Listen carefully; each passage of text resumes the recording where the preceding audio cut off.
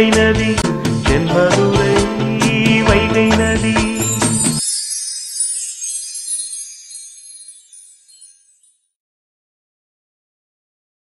Partner என்ன பண்ணிட்டு இருக்கீங்க? ஒன்றும் இல்லை, சும்மாதான். சும்மாதான்? இது என்னது கையில குதிரை பொம்மை? இது இது எங்கள் ஊர் திருவிழாவில் வாங்கினது. நல்லா இருக்கு பார்ட்னர். எப்போ வாங்குனீங்க? அது சின்ன பிள்ளைலடா. சின்ன பிள்ளையில வாங்குனது இன்னமா பத்திரமா வச்சிருக்கீங்க? சூப்பரா இருக்கு பார்ட்னர். எனக்கு கொடுங்க, நான் பார்த்துட்டு தரேன். அழகா இருக்கு பார்ட்னர். மண் குதிரையா இது? மண்ணில் செஞ்ச குதிரையா? ஆமாடா, மண் குதிரை தான். செம்மண்ணில் செய்வாங்க, அதுக்கப்புறம் மேலே இந்த மாதிரி கலர் பெயிண்ட் அடிப்பாங்க. பார்ட்னர் இது சூப்பரா இருக்கு. நான் வச்சுக்கிறேட்டா? நீங்களா? உங்களுக்கு வேணுமா? நான் இதை கீழே. சரி, வச்சுக்கோங்க. சூப்பரா இருக்கு பார்ட்னர். இதை நான் பத்திரமா வச்சுக்கிடுவேன். சரி சரி, வச்சுக்கோங்க. சைல்ட்ஹுட் மெமரிஸா நீங்க பத்திரமா வச்சிருந்தீங்களா பார்ட்னர்? கவலைப்படாதீங்க, நானும் இதை உடைக்காம உங்களை மாதிரியே பத்திரமா வச்சிருப்பேன்னு. சரிடா, சரி வச்சுக்கோங்க. அப்புறம் மலர், சொல்லுங்க பார்ட்னர். நான் உங்ககிட்ட ஒன்று சொல்லணும். சொல்லுங்க பார்ட்னர். அது அது எப்படி சொல்றது? அதை நீங்க தப்பா எதுவும் எடுத்துக்க கூடாது. என்ன தப்பா எடுத்துக்க கூடாதா? அப்ப ஏதோ தப்பு பண்ணிருக்கீங்களா பார்ட்னர்? சேச்சே, அப்படிலாம் இல்லடா. அப்புறம் எதுக்கு இவ்வளவு பில்டப்? சொல்லுங்க என்ன? நான் அது ஒன்றும் இல்லை. நான் 5th ஸ்டாண்டர்ட் படிக்கும்போது எனக்கு ஒரு கேர்ள் ஃப்ரெண்ட் இருந்தாங்க. இது ஒரு விஷயமா? இதை சொல்றதுக்கு அவ்வளவு பில்டப் பண்ணீங்க? ஆமாடா, இது ஒரு விஷயம் இல்லையா உங்களுக்கு? பார்ட்னர் உங்களுக்கு ஒன்று தெரியுமா? என்னடா? நான்லாம் 6th ஸ்டாண்டர்ட் படிக்கும் போதே லவ் லெட்டர் கொடுத்துருக்கேன். யாருக்கு? எங்க ஸ்கூலுக்கு ட்ரைனிங் டீச்சரா நிறைய சாரு டீச்சர்மாருங்கெல்லாம் வந்தாங்க. அதுல ஒரு சாரு என்கிட்ட நல்லா பேசுவார். எனக்கு அவரை ரொம்ப பிடிக்குமா, அதனால ஒரு லவ் லெட்டர் எழுதி கொடுத்துட்டேன். பாருடா. அப்புறம் என்னாச்சு? அப்புறம் என்னாச்சு? அவர் சிரிச்சுக்கிட்டே அதை வாங்கி கையில் வச்சுக்கிட்டு தேங்க்யூன்னு சொல்லி என் தலையை தடவி கொடுத்துக்கிட்டே சிரிச்சுக்கிட்டே இருந்தாரு. நானும் விடலை. சார் பதில் சொல்லுங்க சார் என் லெட்டருக்கு அப்படின்னு கேட்டேன். அதுக்கு அவர் என்ன சொன்னாரு தெரியுமா? என்ன சொன்னாரு? இப்போ நீ குட்டி பிள்ளையா இருக்க, நல்லா படிச்சு என் அளவுக்கு பெரிய பொண்ணா வந்துரு, அப்ப நான் இதுக்கு பதில் சொல்றேன்னு சொன்னாரு. சரி, அப்புறம் என்ன, நான் பெரிய பிள்ளையா போக போகவே நான் பண்ணது எவ்வளவு சின்ன பிள்ளைத்தனமான வேலைன்னு எனக்கே புரிய ஆரம்பிச்சிருச்சு. அப்பதான் அந்த சார் சொன்னதோட அர்த்தமே எனக்கு புரிஞ்சது. நான் பெரிய பிள்ளையா போகவும் நான் பண்ண வேலையோட அர்த்தம் எனக்கே புரிஞ்சிடும். அப்புறம் இந்த பதில் அவர்கிட்ட நான் கேட்க மாட்டேன்னு அவருக்கு தெரிஞ்சிருக்கு. அதனாலதான் அப்ப என்ன ஒன்றும் திட்டாம நீ பெரிய பிள்ளையா போ, நான் உனக்கு பதில் சொல்றேன்னு சொல்லி சமாதானம் பண்ணிட்டாரு. நல்ல சார் தான் இல்ல? ஆமா, ரொம்ப நல்ல சார். அவர் பேரு முகைதீன் முசாஃபர். பாரா, நல்ல ஞாபகம் வச்சிருக்கீங்க. அப்புறம் இப்படி ஒரு சாரை மறக்க முடியுமா? நான் அவருக்கு லவ் லெட்டர் எழுதி கொடுத்ததுக்கு அதை நல்லா கிழிச்சு போட்டு படிக்கிற பிள்ளைக்கு இது என்ன ஆகாத வேலைன்னு சொல்லி என்னை நல்லா திட்டி இருந்திருக்கலாம். இல்லையா அந்த லெட்டரை வாங்கி வச்சுக்கிட்டு என்னை மிஸ்யூஸ் பண்ணி இருந்திருக்கலாம். அதுவும் இல்லையா ஹெச்எம் கிட்ட கொடுத்து கம்ப்ளைண்ட் பண்ணி இருந்திருக்கலாம். ஆனால் இது எதுவுமே பண்ணாமல் எவ்வளோ அழகா அவர் அந்த இடத்துல நடந்துக்கிட்டாரு பார்த்தீங்களா? அது எனக்கு அப்போ புரியலை பார்ட்னர். அப்புறம் நான் பெரிய பிள்ளைய போக போக தான் புரிஞ்சது. உண்மையிலேயே நல்ல சார் தான்.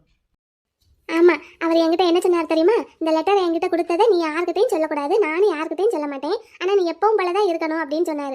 நானும் உங்ககிட்ட எப்பவும் போல தான் இருப்பேன்னு சொல்லிட்டு என்கிட்ட எப்பவுமே நல்லா சிரிச்சு சிரிச்சு தான் பேசுவார். அவர் நல்லா சிரிச்சு சிரிச்சு பேசுறாருன்ட்டு நான் கூட உரிமை எடுத்துக்கிட்டு சார் நீங்கள் என்ன பதிலே சொல்லலை அப்படின்னு கேட்டதுக்கு அதான் சொல்லிட்டதே பெரிய பிள்ளையா போனதுக்கப்புறம் வந்து கேளு சொல்கிறேன்னு அப்படின்னு தான் சொல்லி அனுப்புனாரு. நிஜமாவே நல்ல சார் தான். அவரை நான் இன்னொருக்க பார்க்கணும்னு ஆசைப்படுறேன், ஆனால் எங்கே இருக்காரோ தெரியல.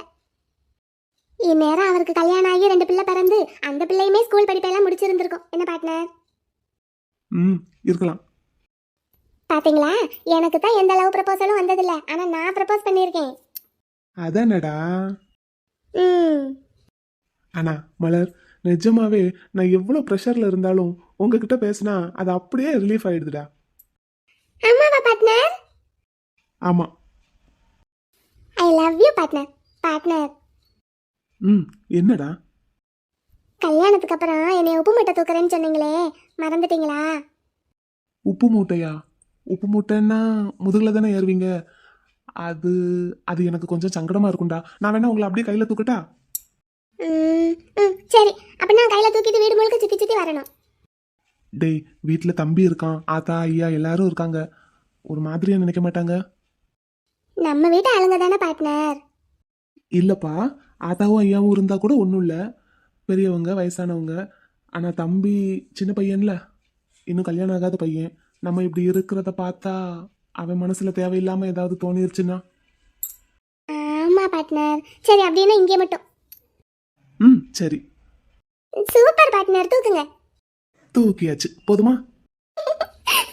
நல்லா இருக்கு பார்ட்னர். அப்படியே மிதக்கிற மாதிரி இருக்கு பார்ட்னர். மிதந்துக்கிட்டு தானே இருக்கீங்க என் கையில. பார்ட்னர், ம், என்னம்மா? இந்த என்னைய வா போ வாடி போடி இந்தாடி அப்படின்லாம் கூப்பிட மாட்டீங்களா? அப்படிலாம் கூப்பிடணுமா? ம், அப்படி கூப்பிட்டா தானே அது ஒரு மாதிரி உரிமையா இருக்கும்.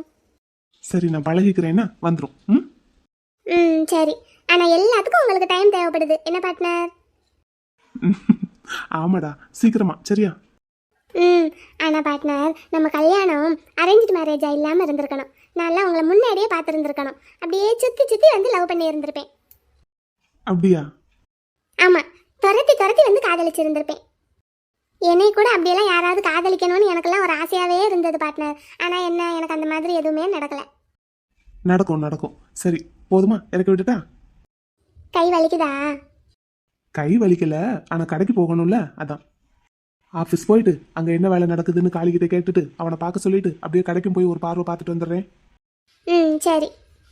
சரி, இறங்கிக்கிறீங்களா? போயிட்டு வந்துடட்டா?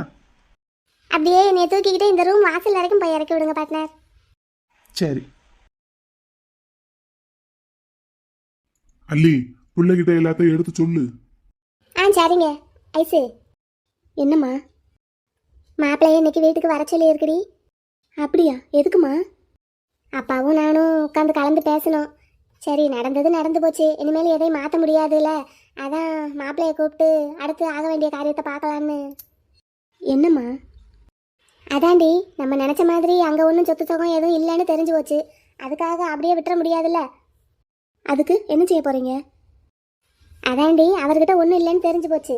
அதான் அப்பா கொஞ்சம் காசு கொடுத்து அவரை ஒரு தொழில் ஆரம்பிக்க சொல்லுவோம். அப்புறம் உனக்கு சீதனமாக கொடுக்கறதுக்கு தான் ஒரு வீடு வாங்கி வச்சிருக்கமே, அந்த வீட்டில் நீயும் உன் மாப்பிள்ளையும் இருங்க.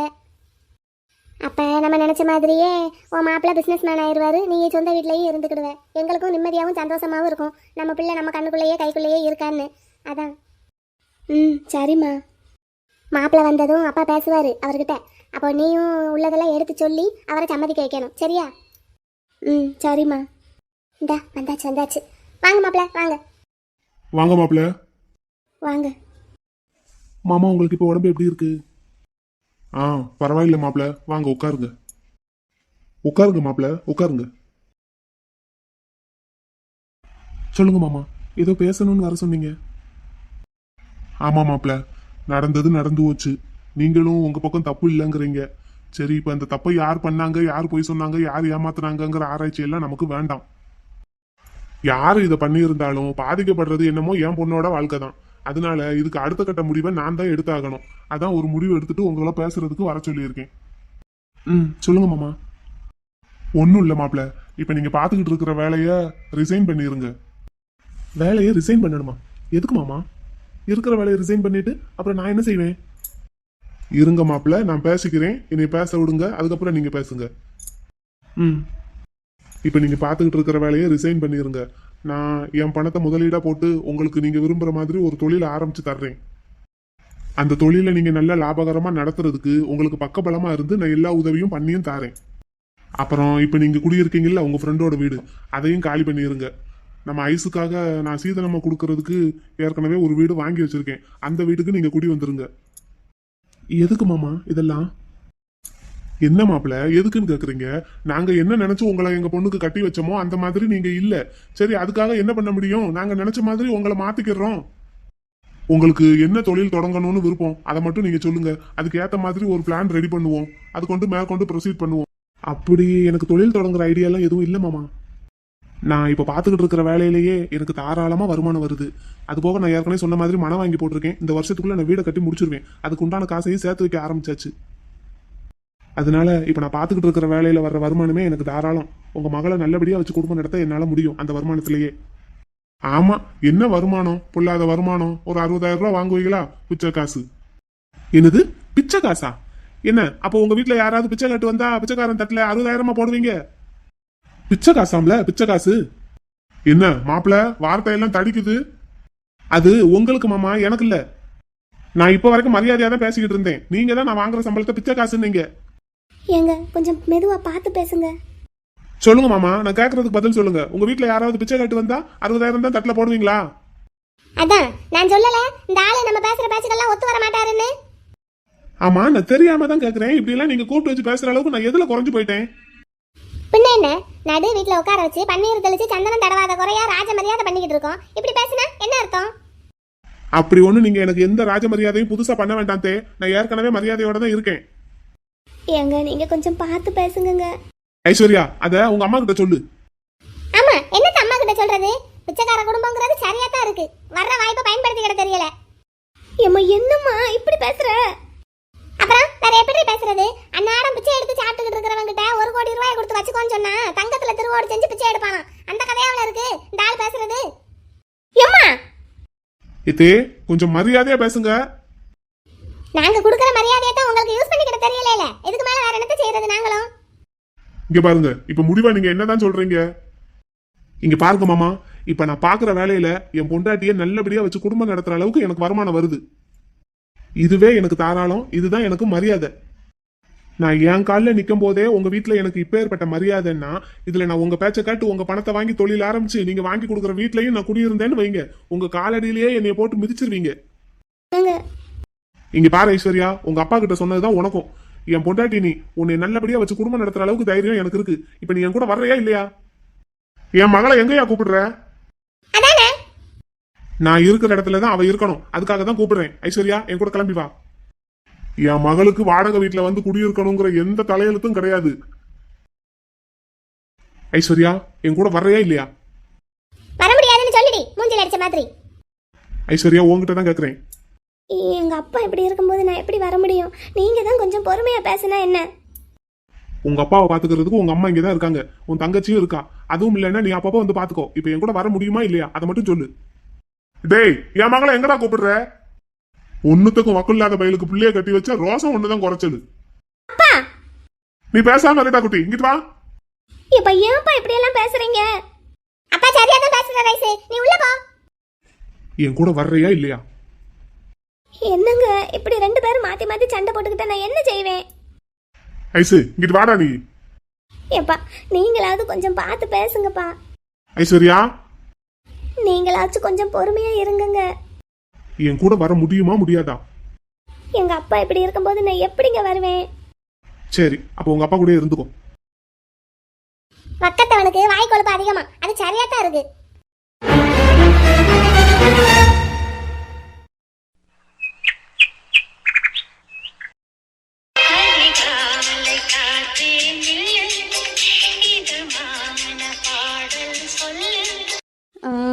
காலை தேய்ச்சி விட்டது போதுமானே? அப்படியே வலி குறையுதுதா. மழை வேற நசு நசுன்னு பெஞ்சுக்கிட்டே கிடக்கு. பிறகு கால் வலி வரத்தானே செய்யும். வயசாயிட்டாலே கால் வலி, கை வலி, மண்டை குடைச்சலி எல்லாம் வரத்தான் செய்யுது. என்ன செய்ய? சரி, கால் எடுத்து கிடக்கா. இருக்கட்டும்னே, செத்த நேரம் அப்படியே வை. தோய், என்னையா கண்ணு? மலர எங்கேயும் பார்த்த? வீட்டுல காணும். காணுமா? இந்த இப்படி இப்படிதான் போய்கிட்டு வந்துகிட்டு இருந்தா. அப்படியா? ஒருவேளை பெரியம்மா வீட்டுக்கு போயிருப்பாங்களோ? அங்க எதுக்கு நேரத்துக்கு போறா? இந்த ஐயா அங்க இருந்து தான் வந்தாரு. காலு என்ன அங்கேயா இருக்கா பேத்தி பிள்ளை? இல்லையே பேராண்டி, அங்க இல்லடா. நான் இப்ப அங்க இருந்து தான் வாரேன். அங்கேயும் இல்லைன்னா இங்க வேற பக்கத்துல எங்கேயும் அவளுக்கு யாரையும் தெரியாதே. ஐயா கொல்ல பக்கம் போய் பாத்தியா? பூ எதுவும் பார்க்க போறேன்ட்டு போயிட்டாளா? வீடு முழுக்க தேடிட்டேன் தா, காணும். அதான் உங்ககிட்ட கேக்குறேன். என்னம்மா தெரியலையப்பா, போன் போட்டு பாரு.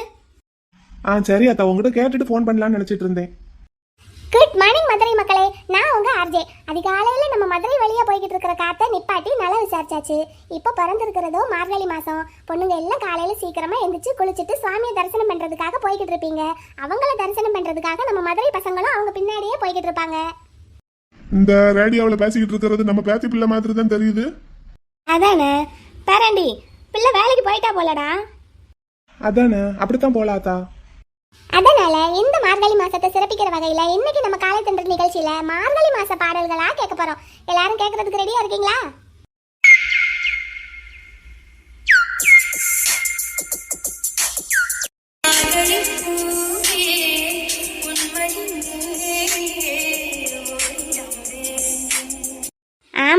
நேரத்தோட லீவ் முடிஞ்சிருச்சு, இன்னைக்கு வேலைக்கு போகணும்னு சொல்லிக்கிட்டு இருந்தால, அதான் அங்கே போயிட்டா போல.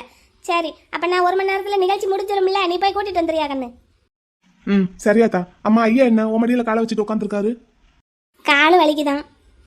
பாட்டியா ஹாஸ்பிட்டல் போவோமா? அட போடா, இதுக்கெல்லாம் போய் ஆஸ்பத்திரிக்கு போவாங்க. அங்க ஊரெல்லாம் மழை வந்து ரோடெல்லாம் தண்ணியா கிடக்கு. அப்புறம் நடந்தா கால் வலிக்காம என்ன செய்யும்? ஆமா, இதெல்லாம் வியாக்கியானமா பேசு. ஊரெல்லாம் மழை பெய்யுது, ரோடெல்லாம் தண்ணியா கிடக்கு, நடந்தா கால் வலிக்கும், எல்லாம் தெரியுது. அப்ப வீட்டுக்குள்ளே உட்காந்துருக்க வேண்டியதானே? ஆமா, இருக்க முடியுமா? ஊர் சுத்தி பழகியாச்சு. ஆமா, நீ பெரிய நாணய கொட்டு கூட ஐயாவை சொல்லு. 2 பேரும் அப்படிதான் இருக்கீங்க. 2 பேரும் இந்த மழை குளிர் எல்லாம் குறையிற வரைக்கும் வீட்டுக்குள்ளே இருங்க. நீ ஏதோ மெசேஜ் வந்திருக்கடா பேராண்டி. பேத்தி பிள்ளை தான் அனுப்பிச்சிருக்கா. யாரு? மலரா? இல்ல, உன் கூட பிறந்தவ. என்னையா? என்னவா இந்நேரத்துல? கொண்டா பாப்போம். என்னத்தை பார்த்துக்கிட்டு இருக்க? விடிஞ்சதுல இருந்து உங்க பேரனை காணும் ஆச்சு. காணுமா? எங்க போயிருக்க போறான்? ஃபோன் பண்ணி பார்க்க வேண்டியதானே? ஃபோனு வீட்டில் தான் ஆச்சு இருக்கு. நானும் கால் பண்ணி பார்த்துட்டு ரிங்கு இங்கேயே அடிக்குதுன்னு இருந்தால் அடுத்து என்ன செய்யலான்னு யோசிச்சுட்டு இருக்கேன். சரி, அதுக்கு ஃபோனை கையில் வச்சுக்கிட்டு இருக்க? அதான் நம்ம ஃபேமிலிக்குன்னு வாட்ஸ்அப் குரூப் ஒன்று ஆரம்பிச்சிருக்கோம்லாச்சி, அதில் போட்டு விட்டுட்டு இருக்கேன் மெசேஜ். அது எதுக்குதே அப்படி? உங்கள் மூத்த பேரன் இளைய பேரன் 2 பேரில் யாருக்காவது தெரிஞ்சா? அவனுங்களுக்கா? ஐயையோ, சொல்லிட்டு போயிருக்க மாட்டானே. இந்த வீட்டில் யாருக்கும் எங்கே போனாலும் சொல்லிட்டு போகிற பழக்கமே கிடையாது. நானும் தலையா அடிச்சுக்கிட்டேன், எங்கே போனாலும் சொல்லிட்டு போங்கடான்னு. ஒருத்தனும் கேட்க மாட்டான். யூனிஃபார்ம் இருக்கா? யூனிஃபார்ம் இருக்கு ஆச்சி. ஐயோ, எங்கே போனான்னு தெரியலையே. இப்படி சொல்லாமல் போனால் எங்கேன்னு போய் தேடுறது? கல்யாணமான புது மாப்பிள்ள வாசலில் செருப்பு கிடக்கா என்னன்னு பார்த்தியா? வெளியே எதுவும் போயிருப்பானான்னு? அதையும் பார்த்தனே ஆச்சி. அவர் போடுற ஷூ செருப்பு எல்லாமே இருக்கு.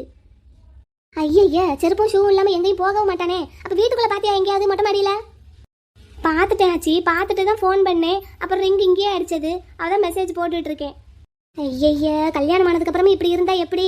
தன்னை நம்பி ஒரு பொம்பளை பிள்ளை வந்திருக்காளே, அவகிட்ட எங்கேயாவது போனா சொல்லிட்டு போவோம் வருவோன்னு இருந்தாவில.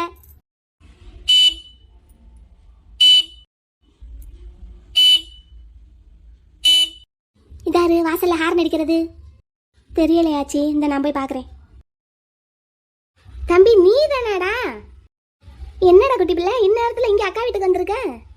என்ன செய்யறது? எல்லாம் என் தலையை எழுத்து. ஒன்ன இந்த வீட்டுல கட்டி கொடுத்ததுக்கு இலவச இணைப்பா இந்த வீட்டுல இருந்து ஒரு பிசாசு அந்த வீட்டுக்கு அனுப்பி வச்சிருக்காங்கல்ல, எல்லாம் அது பண்ற வேலை. அதனாலதான் இங்க வந்து நிக்கிறேன்.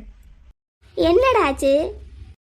அதெல்லாம் இருக்கட்டும். ஆமா, என்னமோ அந்த வெள்ளப்பணியாரத்தை காணும்னு ஃபேமிலி குரூப்ல மெசேஜ் போட்டு விட்டுருக்க. தம்பி, என்னங்க தம்பி, இவர் எங்கடா பிடிச்ச? பிடிக்கிறாங்க. வாக்கிங் போகலான்னு போனேன். ஐயே, அப்படியா? செருப்பும் வீட்டுல இருக்கு, ஷூவும் வீட்டுல இருக்கு. ஒரு வாரமா கல்யாண சாப்பாடா சாப்பிட்டு உடம்பே ஒரு மாதிரியா இருந்தது. கொஞ்சம் வெயிட்டே போட்டுட்டு மாதிரி இருந்தது. சரி, வாக்கிங் போனா நல்லா இருக்குமேன்னு வெளியே போனேன். அப்படியே காத்தாட போயிட்டு வரலான்னு. காலைல செருப்பு இல்லாம போனா நல்லா இருக்கும்னு நினைச்சு செருப்பு போடாம போனேன். ஐயோ, அப்படியா? தம்பி, நீ எங்கடா பிடிச்ச இவர? ஏக்கா, உன் மெசேஜை பார்த்துட்டு இங்க கிளம்பி வந்துட்டு இருந்தனா, அப்ப மச்சான் நடந்து வந்துட்டு இருந்தாரு. அதான் வண்டியில ஏத்தி கூட்டிட்டு வந்தேன். என்ன மைனி, நடுவுல காணோம்னு மெசேஜ் போட்டுருந்தீங்க? வந்துட்டானா? எங்கடா போன? ஏன் மாமாவும் இங்கதான் இருக்காரா? வாக்கிங் போயிட்டு வர்றதுக்குள்ள என்ன அக்க போரு? அடே நடுவனே, நீ வீட்டுக்குள்ள எப்பவுமே ட்ரெட்மில்ல தானே நடப்ப, இன்னைக்கு என்ன வெளியே வாக்கிங் போயிட்டியாக்கும்? போனது தப்பில்ல. இங்க போறேன், இவ்வளவு நேரம் ஆகும் திரும்பி வர்றதுக்குன்னு வீட்டுல இருக்கிற யாராவது ஒருத்தர்கிட்டயாவது சொல்லிட்டு போகணும். அப்படின்னு தேடி தவிக்க மாட்டாங்கல்ல. இல்ல போற இடத்துக்கு போனையாவது எடுத்துட்டு போகணும். ஐயோ, நம்மளும் இன்னைக்கு காலையில வேலைக்கு போகும்போது சொல்லிட்டு போகல. அது எப்படியும் வீட்டுக்கு திரும்பி வரத்தானே போறேன்.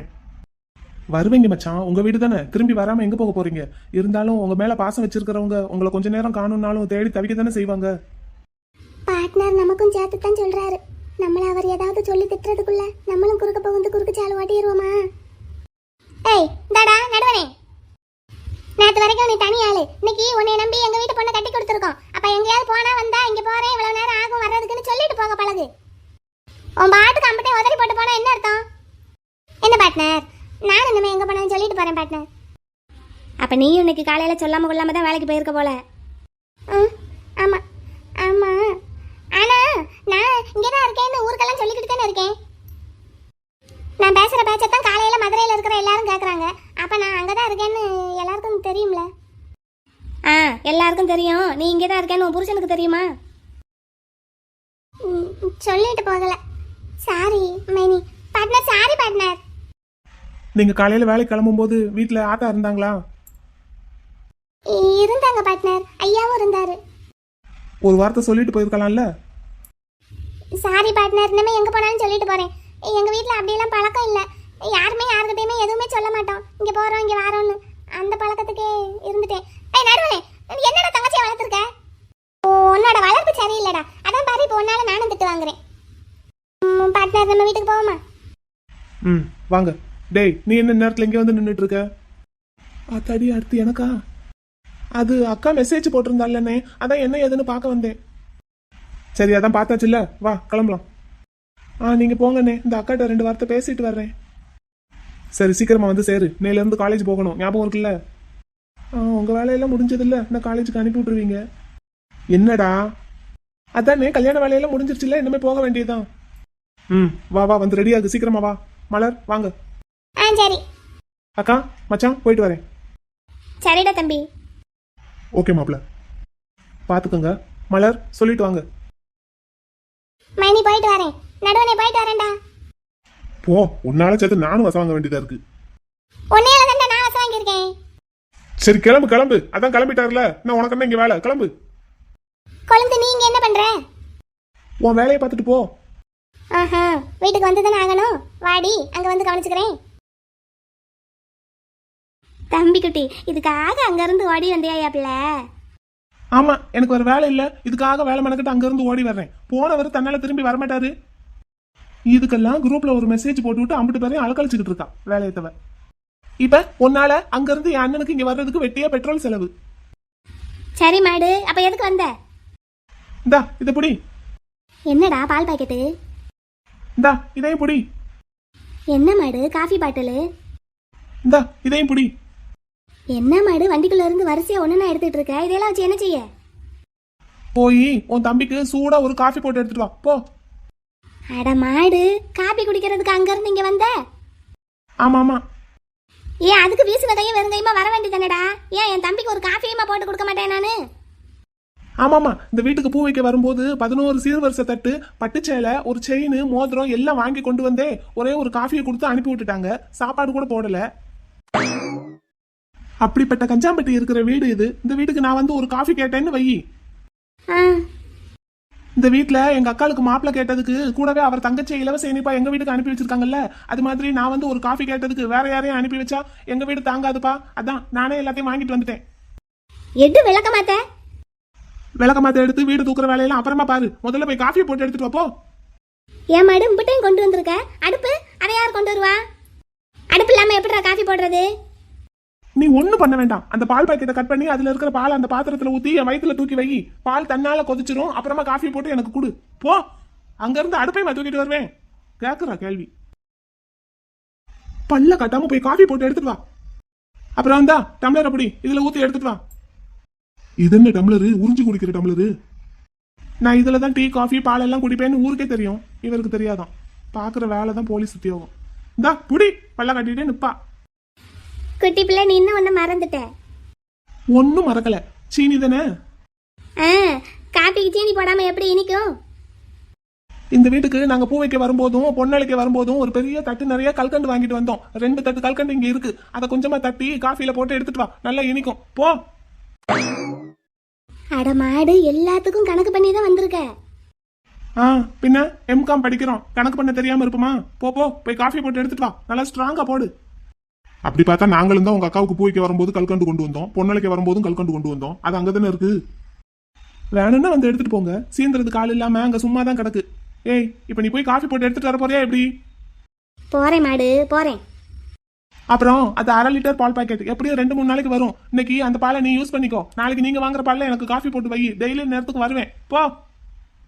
சரியான கிறுக்கு பையதேன். எங்க வாங்க, உங்களுக்கும் காஃபி போடுறேன்.